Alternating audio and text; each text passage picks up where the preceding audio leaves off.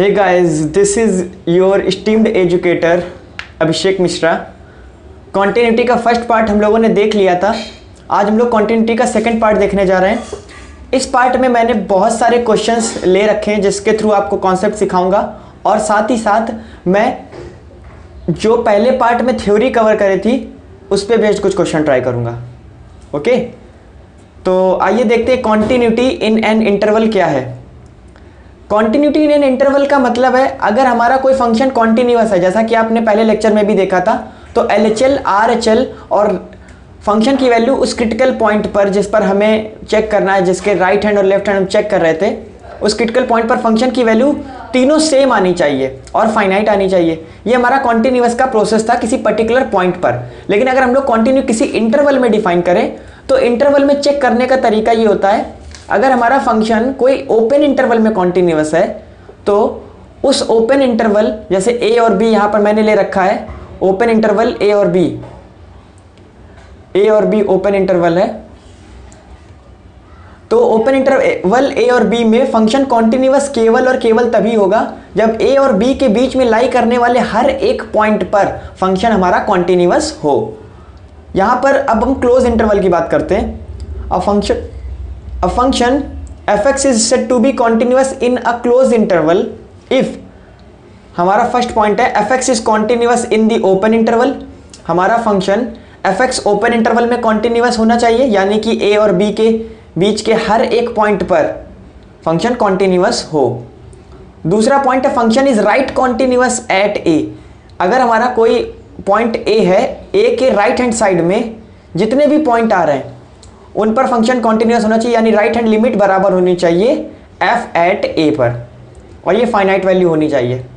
Function is left continuous at b, यानी कि LHL की वैल्यू जो हमारी है वो f b के इक्वल आनी चाहिए, इसको बोलेंगे लेफ्ट कॉन्टिन्यूअस, और ये फाइनाइट वैल्यू ही होनी चाहिए। अगर ये तीनों पॉइंट्स सेटिस्फाई करते हैं तो हमारा फंक्शन क्लोज इंटरवल में कॉन्टिन्यूअस होगा। उम्मीद करते हैं कॉन्टिन्यूटी को इंटरवल में कैसे कॉन्टिन्यूअस प्रूव करना है किसी फंक्शन को आप ये सीख गए होंगे। अब हम लोग कुछ क्वेश्चन ट्राई करते हैं। यहाँ मैंने एक क्वेश्चन ले रखा है, let fx equals to 1 plus x square into x upon mod x, x doesn't equals to 0, और when x is equals to 0 इसकी वैल्यू आएगी हमारी 0। आइए इसका हम लोग कॉन्टिन्यूटी चेक करते हैं एट x इक्वल्स टू 0 पर। एट x इक्वल्स टू 0 का मतलब है हमारा क्रिटिकल पॉइंट 0 है, और हम लोगों को यहाँ पर RHL निकालने से पहले हम लोगों को ये चीज़ याद रखनी चाहिए कि limit x tending to 0 plus करते थे और पूरा फंक्शन नोट कर देते थे, फिर लिमिट h टेंडिंग टू 0 लिख देते थे, और x की जगह पर हम लोग क्या लाते थे 0 प्लस h। क्रिटिकल पॉइंट हमारा 0 है, प्लस h हम लोग हमेशा करते थे, ये रूल होता था RHL का केस, और LHL के केस में हम लोग 0 माइनस h करेंगे क्योंकि क्रिटिकल पॉइंट हमारा 0 है। यहाँ पर हम लोगों ने x की जगह पे 0 प्लस h लिखा, जहाँ पर x है वहाँ 0 प्लस h लिखा। आप जानते हैं मॉड पॉजिटिव होता है, h से h कैंसिल हो जाएगा, 1 प्लस एच स्क्वायर, h की वैल्यू अगर 0 पुट कर देंगे तो हमारा वैल्यू 1 आ जाएगी। ये हमारी RHL की वैल्यू हो गई। LHL में हम लोग limit x tending to 0 minus करेंगे, फंक्शन लिख देंगे। अगली लाइन में लिमिट h टेंडिंग टू 0 करेंगे, x की जगह पर सब्सटीट्यूट कर देंगे 0 माइनस, और जहाँ x है वहाँ हमारा देख ही सकते हैं आप 0 माइनस हुआ है, और माइनस का मॉड भी हमारा पॉजिटिव आता है, बट ये माइनस h यहाँ पर आ जाएगा। ये कैंसिल होंगे एक दूसरे से, लेकिन ये माइनस साइन यहाँ पर आ जाएगा। वैल्यू डालेंगे 0 तो ये वैल्यू आ जाएगी -1। आप देख सकते हैं LHL RHL की वैल्यू इक्वल नहीं आई तो लिमिट एग्जिस्ट नहीं करेगी और फंक्शन कॉन्टिन्यूअस भी नहीं होगा। अब हम लोग बात करते हैं let fx equals to 1 plus mod sine x a upon mod sine x for -π/6 से 0 के बीच में x की वैल्यू लाई कर रही, तब ये फंक्शन लेंगे, और जब x की वैल्यू एग्जैक्ट 0 है तब हमारा फंक्शन की वैल्यू b गिवन है, और जब हमारा 0 से π/6 में वैल्यू है तो हमारा फंक्शन ऐसा कुछ है। हमें यहाँ पर a और b अननोन वेरिएबल्स की वैल्यू निकालनी है एट x इक्वल टू 0 पर, यानी कि फंक्शन हमको कॉन्टिन्यूअस ऑलरेडी गिवन है, critical point x equal to 0 है, x इक्वल टू 0 पर हमें कॉन्टिन्यूअस फंक्शन गिवन है, हमें a और b की वैल्यू भी पता करनी है। जैसा कि आप जानते हैं कि अगर कोई फंक्शन हमें कॉन्टिन्यूअस गिवन होता है तो LHL RHL हम लोग इक्वल कर लेते हैं, लिमिट एग्जिस्ट जरूर होती है। तो हम लोग पहले RHL लेंगे। जैसा कि आप जानते हैं RHL में x टेंडिंग टू 0 प्लस करेंगे e tending to 10 to the power 2x upon 10 to the power 3x। अब आप सोच रहे होंगे 0 प्लस में हम लोगों ने ये वाला फंक्शन क्यों लिया, यहाँ तो खूब सारे फंक्शन थे। आप देख सकते हैं x की वैल्यू जब 0 से बड़ी होगी तो हम ये फंक्शन पिक करेंगे, और जब x की वैल्यू 0 से छोटी होगी तो LHL आएगा और हम ये फंक्शन पिक करेंगे। तो आपको इस चीज़ के लिए थोड़ा इंश्योर कर लेना है कि कौन सा फंक्शन लेना है। आप लोगों ने लिमिट में एक फॉर्मूला पढ़ा होगा tan theta upon theta when theta tending to 0, answer इसका 1 आता था। वैसे ही फॉर्मूला हम लोग बनाएंगे, 2x से मल्टीप्लाई और डिवाइड कर लेंगे, यहाँ पर भी मल्टीप्लाई और डिवाइड कर लेंगे, तो ये tan 2x अपॉन 2x ये हमारा 1 हो जाएगा। सिमिलरली ये भी 1 हो जाएगा। फर्दर x से x कैंसिल हो जाएगा और 2/3 e की पावर 2/3 हमारा आंसर आ जाएगा। ये तो अभी हमारा RHL का आंसर आया। अब हम लोग बात करते हैं function to be continuous at x equal to 0, f 0 पर इसकी वैल्यू RHL के बराबर होगी। RHL हमारा क्या था, RHL तो अभी हम लोगों ने निकाला e टू द पावर 2/3, लेकिन f 0 पर इसकी वैल्यू हमको b गिवन थी।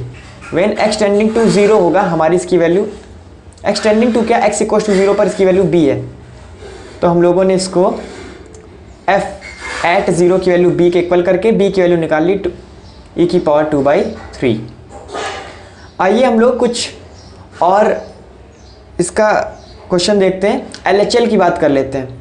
LHL में limit x tending to 0 minus है 1 plus mod sine x into a upon mod sine x, क्योंकि x की वैल्यू जब 0 से छोटी होगी तो हमें ये वाला फंक्शन लेना था, जैसा कि आप जानते हैं। तो इस फंक्शन को अब हम लोग लेंगे और यहाँ पर जब 0 पुट करेंगे x की जगह पर तो साइन 0 0 होता है, यहाँ पर भी 0 हो जाएगा, तो a अपॉन 0 इन्फिनिटी हो जाएगा, यानी 1 की पावर इन्फिनिटी टाइप लिमिट बन जाएगी। जिन बच्चों ने मुझसे लिमिट नहीं पढ़ी थी क्लास 11th में, उन बच्चों के लिए मैं बता दूं 1 की पावर इन्फिनिटी टाइप के क्वेश्चनों को सॉल्व करने का एक बहुत ही फंडामेंटल तरीका होता है। वैसे तो लॉग लेके करते हैं, लेकिन अगर कोई ट्रिक या जल्दी इसको सॉल्व करना हो तो हम लोग हमेशा ऐसे करते हैं, fx की पावर gx, fx हमारा बेस होता है और इसकी पावर gx होती है। जैसे कि आप देख सकते हैं ये हमारा बेस है और ये हमारी gx का काम कर रहा है। तो इसको सॉल्व करने का तरीका होता है 1 की पावर इन्फिनिटी, अगर ऐसा केस बन गया e की पावर में fx माइनस 1 इंटू gx कर देते हैं और लिमिट जो दी होती है वो चलती रहती है और ये e की पावर में होता है, याद रहे। तो यहाँ पर हम लोग limit e to the power x tending to 0 e to the power ऐसा करेंगे 1 प्लस मॉड साइन x में -1 जब कर देंगे तो 1 1 कैंसिल हो जाएगा। यहाँ पर जब लोग -1 कर देंगे तो ये 1 इस -1 से कैंसिल हो जाएगा fx -1 के थ्रू, और gx जो कि हमारा a upon mod sine x है सब मल्टीप्लाई हो जाएगा। ये दोनों भी एक दूसरे से कैंसिल हो जाएंगे तो हमारा e की पावर a आंसर आ जाएगा। e की पावर a हमारा LHL है। फंक्शन x पर कॉन्टिन्यूअस हमको ऑलरेडी डिफाइन किया गया था, तो RHL LHL और f at x equal to 0 पर ये तीनों बराबर होंगे। एट f इक्वल टू 0 पर इसकी वैल्यू आ रही थी b यानी e टू दी पावर 2/3 और LHL पर इसकी वैल्यू आई e to the power a। Base same है, पावर सेम होंगी, तो a to the power 2/3 answer आ जाएगा। एक और क्वेश्चन ट्राई करते हैं। Mod x plus a when x is less than -2, when x lies between -2 to 0, तो इसका फंक्शन आएगा 2x प्लस b। 0 से 3 के बीच में जब x लाई करेगा तो इसका फंक्शन आएगा x² + 4, और when x is greater than और इक्वल टू 3 आएगा तो इसका फंक्शन आएगा x³ - c। यहाँ पर भी हमको फंक्शन कॉन्टिन्यूअस गिवन है, याद रहे यहाँ पर एवरीवेयर लिखा है, यानी जितने भी क्रिटिकल पॉइंट गिवन है उन सब पर फंक्शन कॉन्टिन्यूअस है। यहाँ पर हमें कितने क्रिटिकल पॉइंट दिख रहे हैं, -2, 0 और 3। हमको 3 क्रिटिकल पॉइंट दिख रहे हैं। 3 क्रिटिकल पॉइंट दिख रहे हैं और हमें वैल्यू पता करनी ए, बी और सी की। तो सबसे पहले याद रहे, जब हम लोग -2 को क्रिटिकल पॉइंट मान के लिमिट चेक करेंगे LHL RHL, तो LHL के केस में हम लोग ये वाला फंक्शन लेंगे क्योंकि x इज लेस देन -2 है। तो ये हमारा LHL का केस हो जाएगा जब हमारा critical point x equal to -2 होगा। ये हमारा LHL का फंक्शन होगा। और यहाँ पर आप देख सकते हैं x इज ग्रेटर देन -2 है, तो ये RHL हमारा हो जाएगा। RHL में हमें ये फंक्शन लेना है। तो पहले -2 की बात करते हैं, पहले 3 की बात करते हैं। 3 के लिए x इज ग्रेटर देन 3 है तो RHL बन गया। RHL में हमें ये वाला फंक्शन लेना है। आप देख सकते हैं x³ - 3 में 3 की वैल्यू रख देंगे x की जगह पर, तो 27 हो जाएगा -c। और LHL के केस में हमें जस्ट इसके ऊपर वाला फंक्शन लेना है। x इज लेस देन 3 है, LHL का केस बन गया। x² + 4 लेंगे, x की जगह पर 3 पुट कर देंगे, 9 + 4 13 आ जाएगा। LHL RHL बराबर होने चाहिए क्योंकि फंक्शन कॉन्टिन्यूअस है एवरीवेयर। इस प्रकार c की वैल्यू आपकी 14 आ जाएगी। अब हम लोग 0 पर चेक करते हैं। 0 पर भी हम लोग देख सकते हैं, जैसा कि आप पहले भी 0 पर हम लोग ये वाला फंक्शन लेंगे। Okay, x is greater than 0 तो हम RHL में ये केस लेंगे, और x इज लेस देन 0 तो LHL में हम लोग ये केस लेंगे जब क्रिटिकल पॉइंट 0 होगा। RHL के लिए x² + 4 हम लोग फंक्शन पिक करते हैं और 0 पुट कर देंगे तो 4 वैल्यू आ जाएगी। LHL के केस में 2x + b, x की जगह पर 0 पुट कर देंगे तो b आ जाएगा। इन दोनों को इक्वल कर देंगे क्योंकि फंक्शन कॉन्टिन्यूअस है, b की वैल्यू 4 आ जाएगी। अब बात करते हैं -2 की। जैसा कि ऊपर फंक्शन से आप देख आए कि हमें 2x + b लेना है RHL के केस में, क्योंकि x ग्रेटर देन -2 चल रहा था। -4 + 4, आप अगर यहाँ 2 की वैल्यू -2 रख, x की जगह पर -2 रख देते हैं तो आपको ऐसा कुछ मिलेगा और ये 0 आ जाएगा। और यहाँ पर x की जगह पर -2 रख दिया, mod -2 + a आ गया। इन दोनों को बराबर कराया तो आप देख सकते हैं -2 + a इक्वल टू 0 आ रहा है। एक ऐसी क्या वैल्यू रख दें कि ये पूरा 0 आ जाए? ऑब्वियस ही बात है, 2 रख देंगे तभी 2 - 2 0 होगा। तो इस प्रकार हमने a, b, c तीनों की वैल्यू निकाल ली। उम्मीद करते हैं आपको ये क्वेश्चन आ गया होगा। एक और ट्रिकी क्वेश्चन ट्राई करते हैं। ये क्वेश्चन जो है इसमें mod x लेस देन 1 है और mod x ग्रेटर देन 1 है। हर बार x दिया जाता था, अब की बार mod x है। यहाँ पर हम लोग mod x को स्प्लिट करेंगे और फिर क्वेश्चन ट्राई करेंगे। जैसा कि आप सभी को पता है, mod x की वैल्यू अगर किसी कांस्टेंट वेरिएबल या कांस्टेंट नंबर से छोटी होती है तो -1 से 1 के बीच में लाई करता है x। तो यहाँ पर हम लोग इसको स्प्लिट करेंगे। जब हमारी x की वैल्यू -1 से बड़ी होगी तो हम लोग मॉड को निगेटिव से ओपन करेंगे। इस mod x को निगेटिव से ओपन करेंगे क्योंकि हमारा x जो है वो -1 से बड़ा है, या ऐसे समझ सकते हैं हमारा जो x है वो 0 से छोटा है। यहाँ पर हमारा क्रिटिकल पॉइंट 0 होगा। क्रिटिकल पॉइंट 0 क्यों होगा? यहाँ पर हम इसको ऐसे समझ सकते हैं mod x + 0 या mod x - 0। तो यहाँ पर क्रिटिकल पॉइंट 0 आ गया तो हम लोग 0 से इसका रेफरेंस देखेंगे। जब x की वैल्यू 0 से छोटी होगी, याद रहे जब x की वैल्यू 0 से छोटी होगी तो हम लोग मॉड को नेगेटिव से ओपन करेंगे, माइनस देखिए, और जब x की वैल्यू 0 से बड़ी होगी तो यही मॉड हमारा प्लस से ओपन होगा। और अब -1 की बात कर लेते हैं। जब x की वैल्यू -1 से बड़ी होगी, जैसा कि इस क्वेश्चन में देख सकते हैं, x की वैल्यू जब x की वैल्यू -1 से जब छोटी होगी तो इस मॉड x को निगेटिव से ओपन करेंगे, निगेटिव निगेटिव प्लस हो गया। और जब x की वैल्यू हमारी 1 से ग्रेटर होगी तो इस मॉड x को हम लोग पॉजिटिव से ओपन करेंगे तो ये -3x हो जाएगा। अब हमने इन दो फंक्शंस को मॉड से स्प्लिट करके 4 डिफरेंट फंक्शंस बना लिया। अब तो ये बहुत आसान हो गया, हम इनको आसानी से कर सकते हैं। क्रिटिकल पॉइंट यहाँ पर मुझे 2 दिख रहे हैं, -1 और 1। सबसे पहले हम लोग क्या करते हैं,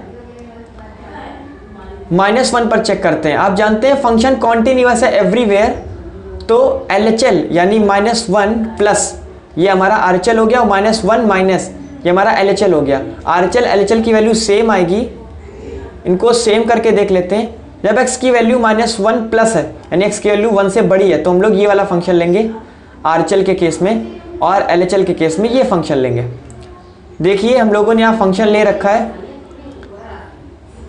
ओके, यहाँ पर जब लोगों ने फंक्शन लिया, याद रहे x की वैल्यू -1 से जब बड़ी होगी तो हम लोग ये वाला फंक्शन लेंगे -ax+2, ये वाला नहीं लेंगे। तो -ax+2 जब ले लेंगे -1 से बड़ा, ये तो 1 है ना, हमें -1 से बड़ा लेना है। x जब -1 से बड़ा होगा तो हमें ये वाला फंक्शन लेना है।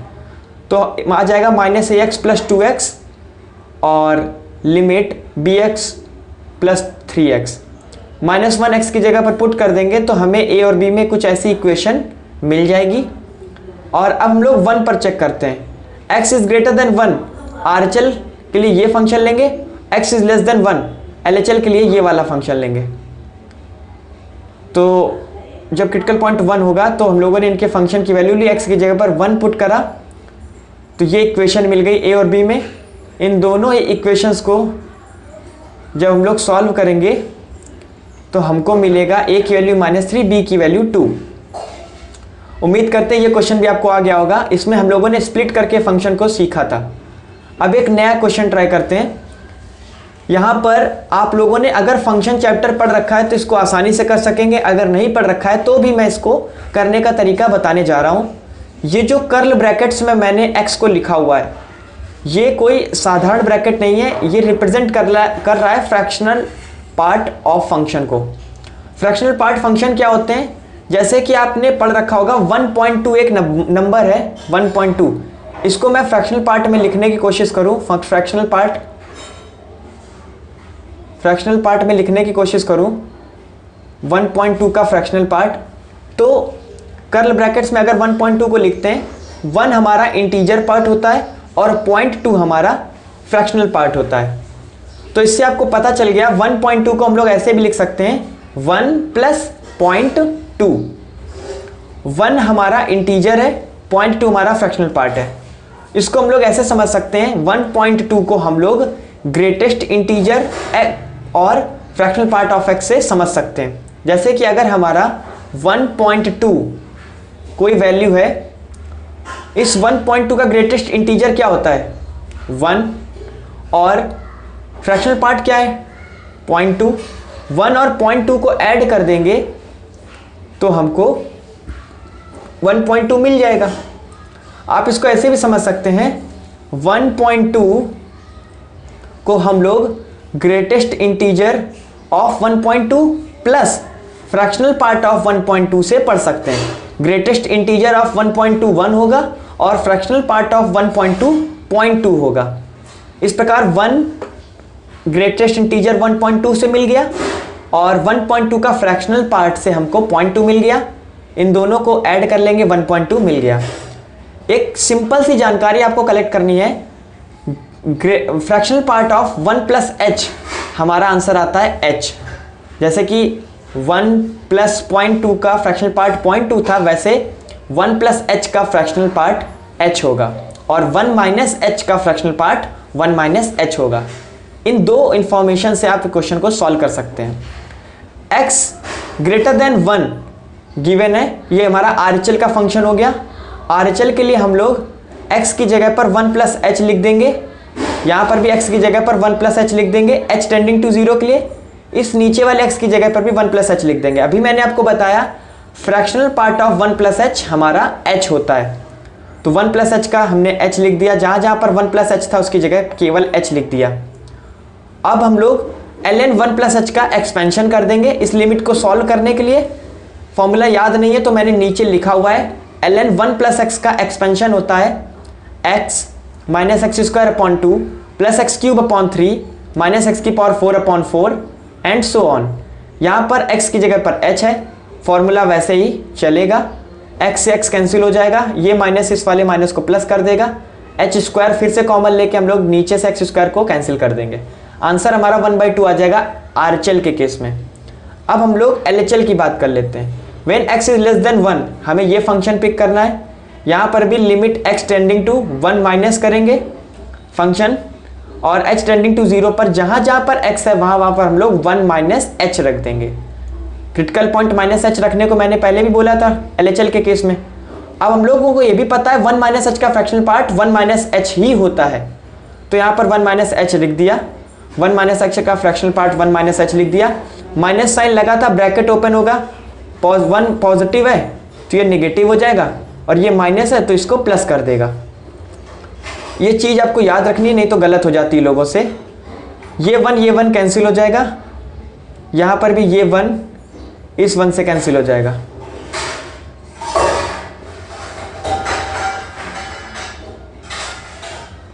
ओके, तो e की पावर माइनस h आ गया। e की पावर माइनस x का एक्सपेंशन होता है 1 minus x upon factorial 1 plus x square upon factorial 2 minus x cube upon factorial 3 plus x की पावर 4 अपॉन फैक्टोरियल 4।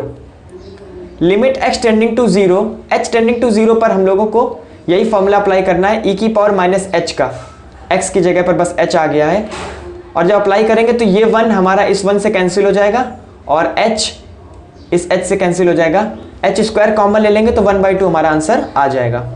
आप देख सकते हैं LHL RHL हमारा सेम है, 1/2 है, तो फंक्शन हमारा कॉन्टिन्यूअस होगा एट x इक्वल टू 1 पर, और एट x इक्वल टू 1 पर वैल्यू हमारी 1/2 के ही इक्वल होगी, क्योंकि फंक्शन हमको कॉन्टिन्यूअस गिवन था। इस प्रकार हम लोगों ने f यानी फंक्शन की value at x equal to 1 पर पता कर लिया, जो कि हमसे पूछा गया था, फाइंड f1, क्योंकि ये कॉन्टिन्यूअस गिवन था। उम्मीद करते हैं आपको ये क्वेश्चन आ गया होगा। आइए एक और क्वेश्चन ट्राई करते हैं। If f x equal to 2x square minus 5ax plus a square plus 8 upon x square minus 2x minus 3 is continuous at x equal to 3। यहाँ पर हमें क्रिटिकल पॉइंट 3 दिया है, और x इक्वल टू 3 पर हमें फंक्शन कॉन्टिन्यूअस भी given है। हमें बस इसका पता करना है कि a की वैल्यू क्या होगी और f एट 3 पर क्या होगा। आपको मैं बता दूं, फंक्शन जब कॉन्टिन्यूअस होता है तो LHL RHL एग्जिस्ट करता है। LHL RHL एग्जिस्ट तभी करेगा जब हमारी लिमिट एग्जिस्ट कर रही होगी, और लिमिट एग्जिस्ट करने का मतलब है हम लोगों का 0/0 केस बन रहा होगा। 0/0 केस बन रहा होगा, इसको हम लोग ऐसे समझ सकते हैं, यहाँ पर 0 बनना चाहिए, नीचे भी 0 बनना चाहिए। अगर हम लोग x की वैल्यू 3 नीचे डाल दें तो क्या देखिए नीचे 0 बन रहा है, 9 माइनस 9, यस 0 बन रहा है। अब जब नीचे 0 बन रहा है तो ऊपर भी 0 बन रहा होगा, तभी हमारी लिमिट इनडिटर्मिनेंट फॉर्म आ रही होगी, और इनडिटर्मिनेंट फॉर्म को हम लोग फैक्टराइजेशन मेथड से एल हॉस्पिटल से अलग करते थे, जैसा कि मैंने आपको लिमिट में बताया था।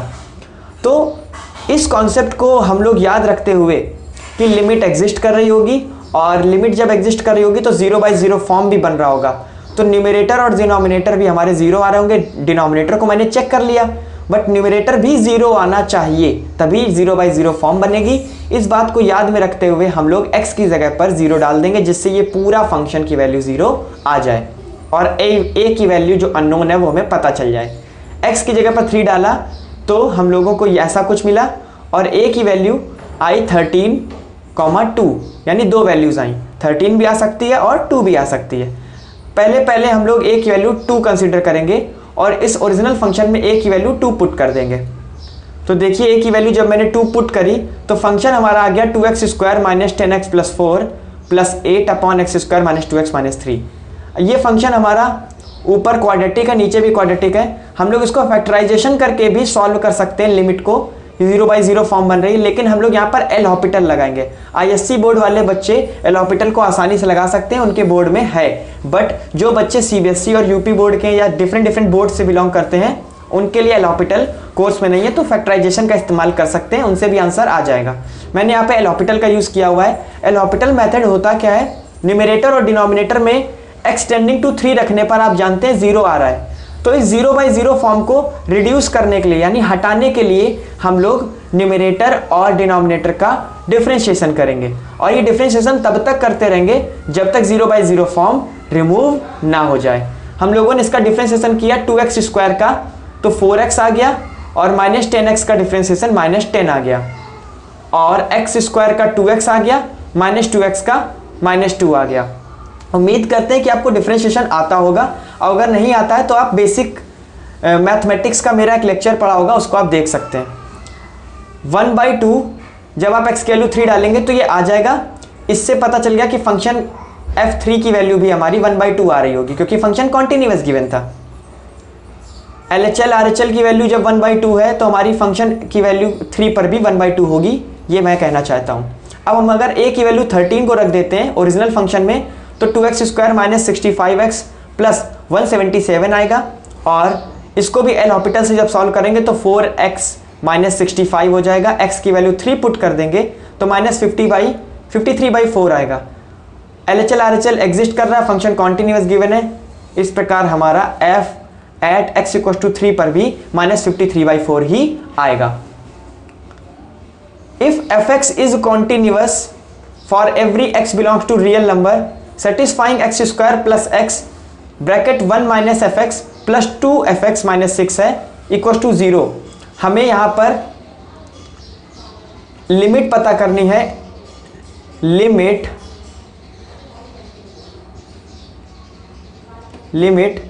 x tending to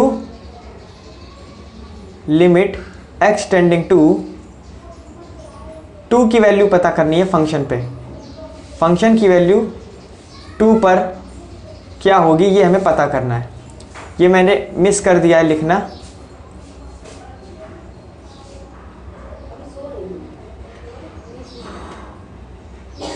okay,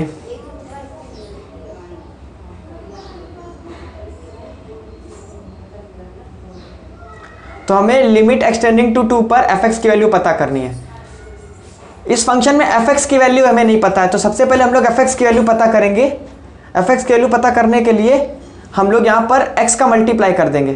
x का मल्टीप्लाई करेंगे तो x और x fx आ जाएगा, और यहाँ पर आप देख सकते हैं इन दोनों से fx कॉमन आ जाएगा, fx कॉमन आ जाएगा, 2 माइनस एक्स हो जाएगा, minus x square minus x plus 6 हो जाएगा। फिर 2 माइनस एक्स को डिवाइड कर देंगे, ऊपर से माइनस कॉमन ले लेंगे, नीचे से भी माइनस कॉमन ले लेंगे, तो ये माइनस माइनस कैंसिल हो जाएगा। X square plus x minus 6 हो जाएगा। फैक्टराइजेशन करेंगे, x माइनस 2 कैंसिल हो जाएगा, x प्लस 3 आ जाएगा। और अब हम लोग लिमिट एक्सटेंडिंग टू 2 फंक्शन की वैल्यू जो कि x प्लस 3 आ रही है उस पर डायरेक्ट 2 पुट करके फंक्शन की वैल्यू 5 पता कर सकते हैं। ये क्वेश्चन हम लोगों को fx ढूंढना पड़ा इस क्वेश्चन में, और उसके बाद हम लोगों ने x की वैल्यू 2 पर एट x टेंडिंग टू 2 पर फंक्शन की वैल्यू पता करी। तो इस टाइप के क्वेश्चन भी आ सकते हैं जब आपको फंक्शन वैल्यू डायरेक्ट गिवन नहीं होगी, आपको निकालना पड़ सकता है। Let fx be a real valued continuous function such that f e to the power x equals to 4 upon f1 plus mod x where fx is greater than 0 for every x belongs to R. Then find limit x tending to 1 fx. हमें यहाँ पर limit x tending to 1 पर function की value पता करनी है, लेकिन यहाँ पर फंक्शन की वैल्यू हमें डायरेक्ट पता नहीं है, fx ही नहीं पता है। आप एक चीज़ तो समझ गए होंगे, function fx real valued continuous function है। कॉन्टिन्यूअस फंक्शन है, इसका मतलब है कि f की वैल्यू 1 पर हमें पता करनी है, यानी कि fx की वैल्यू x टेंडिंग टू 1 पर fx की वैल्यू वही होगी, क्योंकि ये कॉन्टिन्यूअस फंक्शन है जो f टेंडिंग टू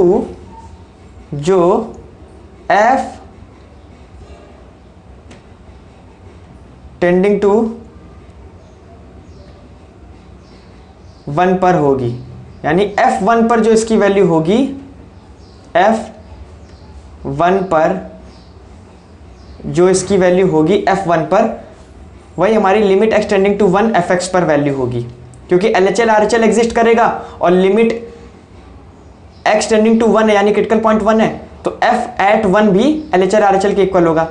तो f1 अगर हमें एनी हाउ पता चल जाए तो फंक्शन fx भी पता चल जाएगा।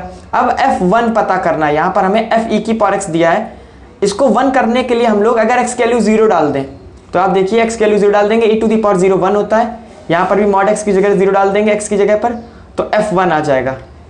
तो इस प्रकार हम लोगों ने इसकी हिंट पता करी और ट्रिक पता करी कि fx is continuous, so limit x tending to 1 fx भी इक्वल होगा f1 के, और हम लोग f1 पता करने के लिए x की जगह 0 डाल देंगे, f1 यहाँ पर भी f1 आ जाएगा, f1 स्क्वायर 4 आ जाएगा, f1 की वैल्यू 2 आ जाएगी।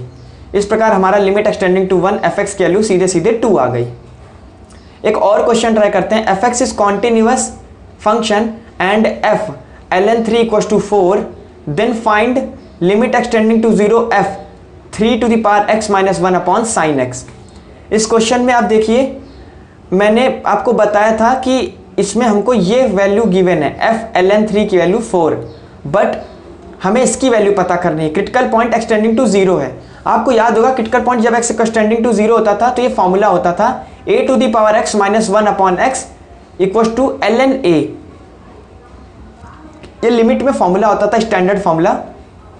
यहाँ पर अगर हम लोग न्यूमरेटर और डिनोमिनेटर में x से डिवाइड कर दें तो ये ln3 बन जाएगा और नीचे हो जाएगा 1, क्योंकि जब एक्सटेंडिंग टू 0 होता है तो साइन x अपॉन x भी 1 होता है।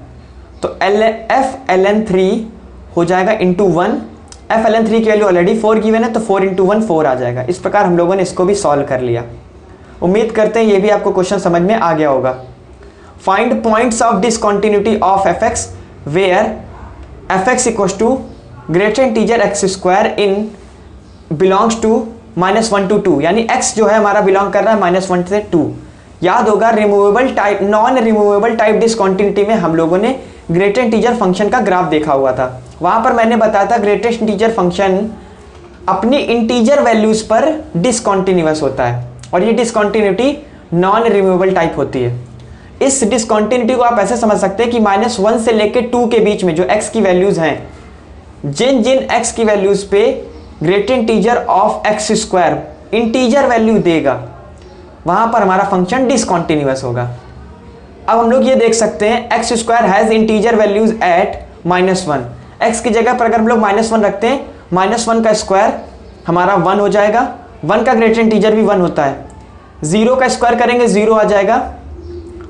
-1 और 2 के बीच में 1 आता है, 1 का स्क्वायर कर देंगे तो भी 1 आता है। 1 का ग्रेटर इंटीजर भी 1 होता है और इंटीजर वैल्यूज पे ग्रेटर इंटीजर का जो ग्राफ है वो डिसकंटिन्यूअस होता है। √2 अगर हम x की जगह पर पुट कर देते हैं, क्योंकि -1 और 2 के बीच में √2 भी लाई करता है। √2 का स्क्वायर 2 होगा, 2 का ग्रेटर इंटीजर भी 2 होता है। इस पर भी हमारा इंटीजर वैल्यू मिल गई और ये फंक्शन डिसकंटिन्यूअस कर देगा। √3 का स्क्वायर भी 3 होता है, इस पर भी डिसकंटिन्यूअस। 2 का स्क्वायर 4 होता है, ये भी इंटीजर दे देगा। अब हम लोगों को -1 से 2 के बीच के सभी वैल्यूज हम लोगों ने ले लिए, पॉसिबल वैल्यूज जिन पर फंक्शन ये डिसकंटिन्यूअस हो सकता था। लेकिन x इक्वल टू 0 पर फंक्शन कॉन्टिन्यूअस हो जाएगा, इसलिए हमारा फंक्शन जो डिसकंटिन्यूअस होगा वो केवल इन 5 वैल्यूज पर होगा, -1, 1, √2, √3 और 2 पर। उम्मीद करते हैं आपको ये क्वेश्चन भी आ गया कि हमारे यहाँ पर पॉइंट ऑफ डिसकंटिन्यूटी कितने आ गए, 5 वैल्यूज पर हमारा फंक्शन डिसकंटिन्यूअस था। अब हम लोग कुछ वो क्वेश्चन ट्राई करेंगे जो पहले पार्ट में हम लोगों ने थ्योरी में देखे थे। Removable type discontinuity, non removable type discontinuity. यहाँ पर आप देख सकते हैं fx equal to sine x upon x doesn't equal to 0 और x इक्वल टू 0 पर इसकी वैल्यू 0 आएगी। आप जानते हैं LHL RHL के केस में 0 प्लस और 0 माइनस करके हमको ये वैल्यू मिलेगी और साइन x अपॉन x की वैल्यू 1 होती है, लेकिन एट x इक्वल टू 0 पर इसकी वैल्यू 0 गिवन है। यहाँ पर हम लोग देख सकते हैं ये रिमूवेबल टाइप डिसकंटिन्यूटी है। f एट 0 पर इसकी वैल्यू 0 है। अगर हम लोग इसको रीडिफाइन कर दें, यानी कि f इक्वल टू 0 पर इसकी वैल्यू 1 बोल दें, तो ये फंक्शन हमारा कॉन्टिन्यूअस हो जाएगा।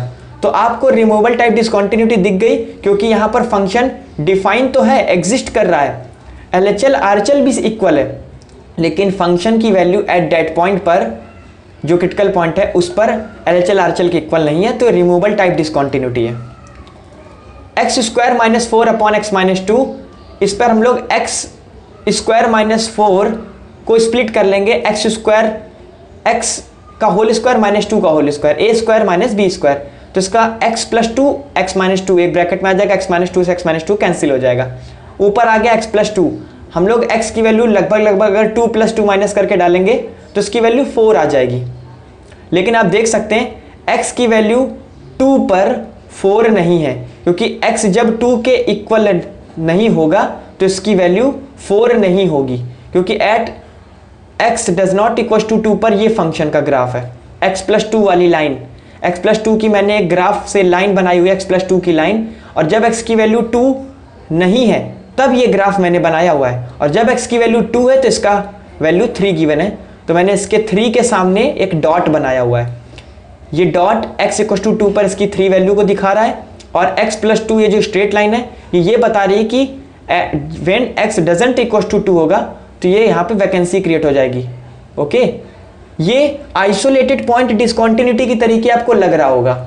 मैंने आपको बताया था अगर हम इस पॉइंट को कैसे भी उठा के यहाँ पे ज्वाइन कर दें तो हमारा सर्किट कंप्लीट हो जाएगा और बल्ब ग्लो कर जाएगा।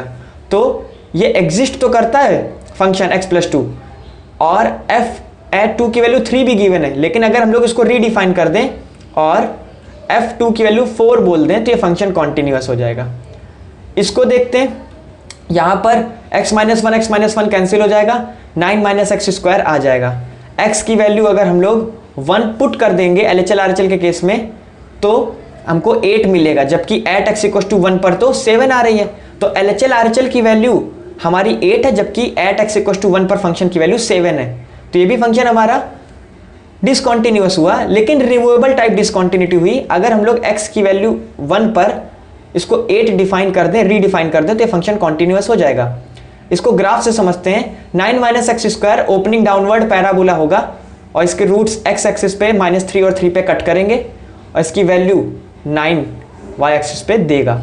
आप देख सकते हैं जब x की वैल्यू 1 नहीं है तो इसकी वैल्यू वैकेंसी क्रिएट कर दी है, मैंने यहाँ पर वैकेंसी क्रिएट कर दी है, और x=1 पर इसकी वैल्यू 7 गिवन है। इस पॉइंट को अगर हम यहाँ पर फिक्स कर देंगे तो फंक्शन कॉन्टिन्यूअस हो जाएगा, और उस समय इसकी वैल्यू 8 आ रही होगी, हमको डिफाइन करना होगा।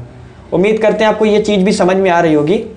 एक और क्वेश्चन ट्राई करते हैं। Mod sine x/x limit x doesn't equal to 0 पर ये फंक्शन डिफाइन किया गया है।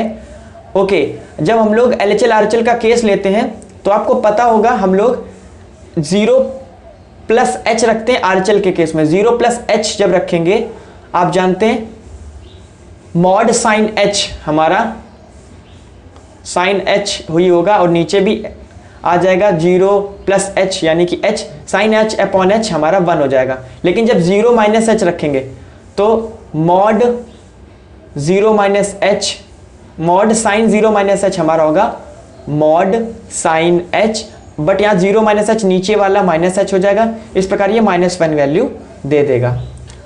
LHL RHL की वैल्यू हम आप देख सकते हैं कि यहाँ पर सेम नहीं है, LHL RHL की वैल्यू सेम नहीं है, और इससे हम लोगों को पता चल गया लिमिट डज नॉट एग्जिस्ट। जब LHL RHL ही नहीं एग्जिस्ट कर रहे हैं, इक्वल नहीं है, तो ये नॉन रिमूवेबल डिसकंटिन्यूटी, और यहाँ पर इसको बोलते हैं जंप हो गया है 2 का।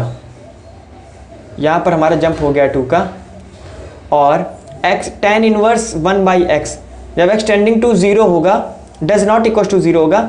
जब 0 प्लस करेंगे तो 1/0 प्लस ये इन्फिनिटी की ओर अप्रोच कर देगा, और 1/0 माइनस ये माइनस इन्फिनिटी की ओर अप्रोच करा देगा। यानी कि हम लोगों को यहाँ पर 0 - और 0+ ऐसे करके ये वैल्यू मिलेगी π/2 और -π/2, और ये दोनों वैल्यूज बराबर नहीं है, इसलिए नॉन रिमूवेबल डिसकंटिन्यूटी होगी। एक और फंक्शन देख लेते हैं, ग्रेटर इंटीजर ऑफ x/x। जब x की वैल्यू 2 से ज़्यादा होगी RHL के केस में, आपको पता है 2.4 2.7 इस सब का ग्रेटर इंटीजर 2 होता है, तो 2/2 1 हो जाएगा। लेकिन जब 2 से छोटी वैल्यू होगी 2- यानी 1.9 1.7 1.4, तो इन सब का ग्रेटर इंटीजर 1 होता है, तो 1/2। ये दोनों वैल्यू सेम नहीं है, limit does not exist. Sine 1/x, यहाँ पर अगर आप x डजंट इक्वल टू 0 करेंगे तो आप जानते हैं साइन x की जो रेंज होती है -1 से 1 होती है, तो ऑसिलेट्स करेंगे। ये लिमिट इसकी ऑसिलेट करेगी, कभी 1 आएगी इसकी, कभी -1 आएगी, जैसे जैसे हमारी 1 और -1 की आपकी साइन की रेंज चेंज होगी। इसलिए ये भी लिमिट डज नॉट एग्जिस्ट है, नॉन रिमूवेबल डिसकंटिन्यूटी है। कुछ की पॉइंट्स देख लेते हैं। जितने भी हमारे ट्रिग्नोमेट्रिक फंक्शंस हैं, पॉलिनोमियल फंक्शंस हैं, एक्सपोनेंशियल फंक्शन है, लॉगरिथमिक फंक्शंस हैं, वो सभी कॉन्टिन्यूअस होते हैं, लेकिन याद रहे कब? इन दियर डोमेन। अपनी डोमेन में ही ये फंक्शन कॉन्टिन्यूअस होते हैं, उसके अलावा ये फंक्शन कॉन्टिन्यूअस नहीं भी हो सकते हैं, वो बात अलग है, लेकिन अपनी डोमेन में तो हमेशा ही होंगे। याद आ रहा है आपको tan x का ग्राफ? उसमें odd value of pi by 2 पे फंक्शन डिसकंटिन्यूअस था, जंप आ गया था, लेकिन अपनी डोमेन में तो वो तो कॉन्टिन्यूअस था ना। तो जितने भी ट्रिग्नोमेट्रिक फंक्शंस होते हैं, एक्सपोनेंशियल, लॉगरिथमिक, वो सभी अपनी डोमेन में हमेशा कॉन्टिन्यूअस होंगे। और एक और पॉइंट जो कि आपको याद रखना और समझना है कि अगर दो फंक्शन f(x) और g(x) हमको किसी एक particular point x equal to c पर कॉन्टिन्यूअस गिवन है, यानी f(x) भी कॉन्टिन्यूअस है at x equal to 3c और g(x) भी कॉन्टिन्यूअस है at x equal to c, तो हम लोग एक तीसरे फंक्शन को भी कॉन्टिन्यूअस मान सकते हैं जो कि इनका ऐड करके या सब्ट्रैक्ट करके आया होगा।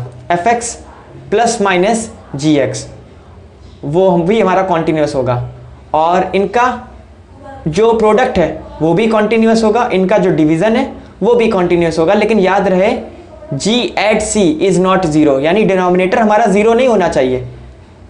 और ये तो पता होगा कि अगर किसी फंक्शन में k का मल्टीप्लाई कर दें, k कोई रियल नंबर होगा, तो वो हमारा जो फंक्शन होगा वो भी कॉन्टिन्यूअस होगा। यानी किसी कॉन्टिन्यूअस फंक्शन में किसी स्केलर नंबर से मल्टीप्लाई कर दें तो वो कॉन्टिन्यूअस ही रहता है, ऐसा नहीं कि वो डिसकॉन्टिन्यूअस हो जाए। उम्मीद करते हैं आपको ये सारी चीज़ें समझ में आ गई होंगी। आपको अगर किसी भी तरीके का डाउट है तो आप मुझसे पूछ सकते हैं कमेंट सेक्शन पे।